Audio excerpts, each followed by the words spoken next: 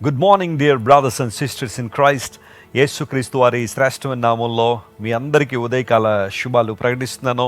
ప్రతి ఉదయకాలం మనం లేచిన తర్వాత ప్రార్థన చేసుకునే దేవుని వాక్యాన్ని చదివిన తర్వాత ఒక వాగ్దాన సందేశాన్ని బైబిల్లోంచి మనం వింటున్నాం. పేతురు మహాశయుడు ఇలా అంటాడు, దేవుడు మనకిచ్చిన వాగ్దానాలని కూడా అత్యధికములు మరియు అమూల్యములని. అత్యధికములైన వాగ్దానాలు దేవుడు మనకిచ్చాడు. లోకంలో ఎవ్వరూ ఇవ్వబోని శ్రేష్టమైన వాగ్దానాలు ప్రభువు మనకు దయచేశాడు. ఈ వాగ్దానాల నెరవేర్పును మనం చూడాలంటే మనలో విశ్వాసం ఉండాలి. వాగ్దానాల మీద మనకేం ఉండాలి? విశ్వాసం ఉండాలి. మీలో చాలామంది ప్రతిరోజు ఈ వాగ్దాన సందేశాల ద్వారా దేవుని వాక్యాన్ని విని ప్రభు మంచితనాన్ని తెలుసుకుంటున్నారు. దేవుడు మంచివాడు, ఆయన దయాళుడని మనందరూ కూడా రుచి చూసి తెలుసుకోవాలని బైబిల్ సెలవిచ్చిన రీతిగా మీలో చాలామంది ప్రభు ప్రేమను, ఆయన మంచితనాన్ని రుచి చూసి ఆనందిస్తున్నారు. ఆ కారణాన్ని బట్టి నేను మీతో కలిసి దేవుణ్ణి స్తుతిస్తూ ఉన్నాను. ఈరోజు వాగ్దానం కోసం కనిపెడుతున్నారు కదా, పరిశుద్ధ గ్రంథం తెరిచి 71వ కీర్తన 3వ వచనాన్ని చదువుకుందాం. Psalm 71 and verse 3. నేను నిత్యము చొచ్చునట్లు నాకు ఆశ్రయదుర్గముగా ఉండుము, నా శైలము నా దుర్గము నీవే, నీవు నన్ను రక్షింప నిశ్చయించి ఉన్నావు. బా, ఎంత చక్కని మాట. దేవుడు నిశ్చయించుకున్నాడట, ఆయన నిర్ణయించుకున్నాడట నిన్ను రక్షించాలని. కొంతమంది అంటారు కదా, నేను అనుకున్నాను నీకు మేలు చేయాలని చేస్తాను, నేను డిసైడ్ అయ్యాను నీకు మేలు చేయాలని లేదా నిన్ను విడిపించాలని నేను చేస్తానని కొంతమంది వాగ్దానాలు చేస్తారు. అవి నిలబెట్టుకుంటారో లేదో తర్వాత సంగతి. కానీ దేవుడట మనలను రక్షింప నిశ్చయించుకున్నాడు. ఈ మాట చదివినప్పుడల్లా నేను చాలా ప్రభువును స్తుతిస్తాను, ఆయన గణపరుస్తాను. ఆయన ఇచ్చిన మాట ప్రకారం యేసుక్రీస్తు ప్రభువారు ఈ లోకానికి మనందరి కోసం దిగి వచ్చి సిలువ మీద మన కోసం మరణించారు. ఆయన ప్రాణాన్ని మన కోసం బలిదానంగా అర్పించారు. చాలామంది అనుకుంటారు యేసు ప్రభువుని ఎవరో చంపేశారని. ఆయన ఒప్పుకోకపోతే, ఆయన అనుమతి ఇవ్వకపోతే ఎవరు ఆయన టచ్ కూడా చేయలేరు. యేసు ప్రభు ఎందుకు సిలువ మీద అంత ఘోరమైన పరిస్థితుల్లో తన ప్రాణాన్ని విడిచారు అంటే, మనందరూ కూడా జీవాన్ని పొందుకోవాలని, జీవాధిపతి అయిన దేవుని చేతిలో మనం జీవించాలనే క్రీస్తు ప్రభు మనకు బదులుగా మన నిమిత్తము ఆయన సిలువ మీద మరణించారు.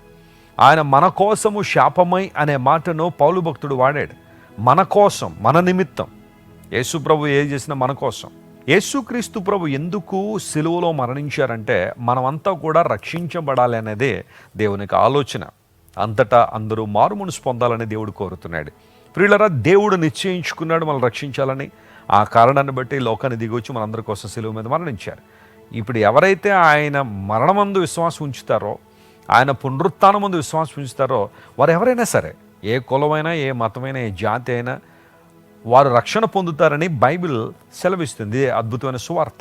ఈ సువార్తను నమ్మి ఎవరైతే ప్రభు దగ్గరికి వస్తున్నారో వారందరూ కూడా ఆధ్యాత్మిక దీవెనలు అనుభవిస్తున్నారు. ఇక్కడ చదవబడిన మాటను మనం చూస్తే, నేను నిత్యము చొచ్చునట్లుగా నాకు ఆశ్రయదుర్గముగా నీ ఉండుము ప్రభువా, లేదా నువ్వు ఉంటావు. నిత్యము అన్న మాట హిబ్రూలో తౌమీద్ అనే మాట ఉంటుంది. తౌమీద్ అంటే కంటిన్యూవలీ, ఎల్లప్పుడూ. ఇంకో మాట డైలీ, ప్రతిరోజు. నిత్యము నేను వచ్చినట్లుగా ప్రభా నీ దగ్గరికి, ఆశ్రయదుర్గములోనికి నేను నిత్యము ప్రవేశించినట్లుగా. ఆయన మనల్ని వద్దనడట, త్రోసివేసే దేవుడు కాదు ఆయన. ఆయన మనల్ని ఆహ్వానించే దేవుడు. నా ఆశ్రయదుర్గము, నాకు శ్రమ వచ్చినప్పుడు, కష్టం వచ్చినప్పుడు, అవమానాలు ఎదుర్కొన్నప్పుడు, నిందలు వచ్చినప్పుడు నేను నీ దగ్గరికి వస్తున్నాను ప్రభువా, నీవు నాకు ఆశ్రయదుర్గంగా ఉన్నావు. ఈరోజు ప్రియ దేవుని బిడ్డ, ఏదైనా శ్రమలో నలిగిపోతున్నావా? మనసు నిండా గాయాలు ఉన్నాయా? ఎక్కడ ఓదార్పు దొరకట్లేదా? ఎక్కడ ఆదరణ లేదా? రా ప్రభు దగ్గరికి రా.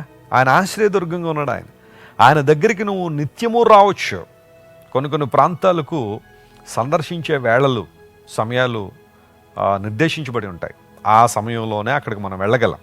ఆ సమయం దాటితే అక్కడికి వెళ్ళడానికి అవకాశాలు లేవు. కానీ దేవుడు అలాంటోడు కాదు. ఆయన నిత్యము తన ద్వారాలు మన కోసం తెరిచించే దేవుడు.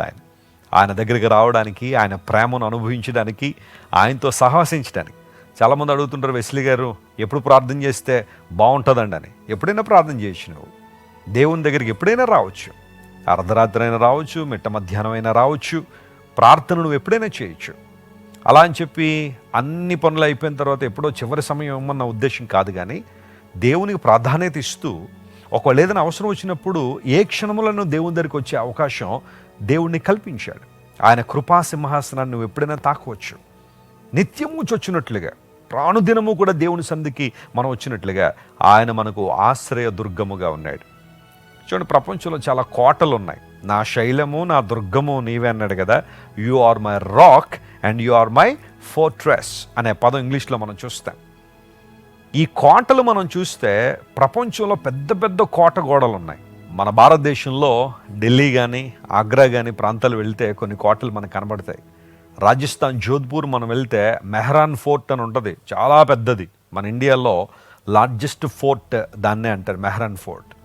పాకిస్తాన్లో ఒక ఫోర్ట్ ఉంది, దాన్ని రాణికోట్ ఫోర్ట్ అంటారు. 32 కిలోమీటర్లు దాని సర్కంఫరెన్స్, చాలా పెద్ద fort. That's also the largest one. అదేవిధంగా మనం చైనా వెళ్తే గ్రేట్ వాల్ ఆఫ్ చైనా, అది కూడా పెద్ద ప్రాకారమే. ఆ లోపల ఉన్న వాళ్ళందరూ కూడా సురక్షితంగా ఉన్నట్లుగా. పూర్వ దినాల్లో రాజులు కోటలు నిర్మించుకునేవారు. ఆ లోపల ఉండడం ద్వారా సురక్షితమైన అనుభవాల్లో వారు నివసించేవారు.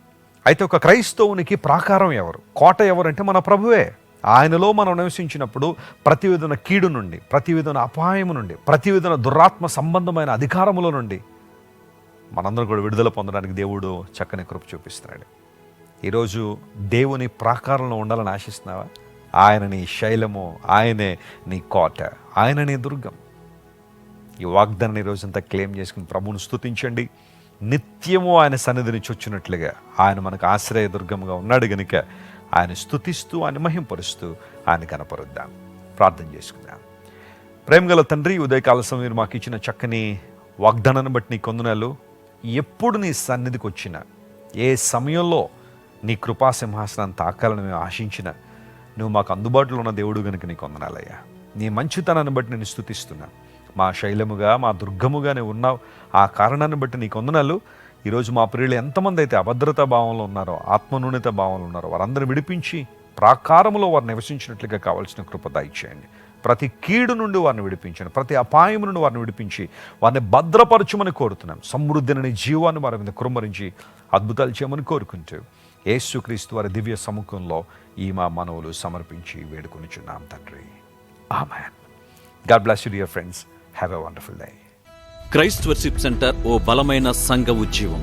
కొన్ని సంవత్సరాల క్రితం కేవలం 2తో ప్రారంభించబడిన పరిచర్య నేడు ప్రపంచవ్యాప్తంగా లక్షలాది మందిని ప్రభావితం చేయుచున్నది.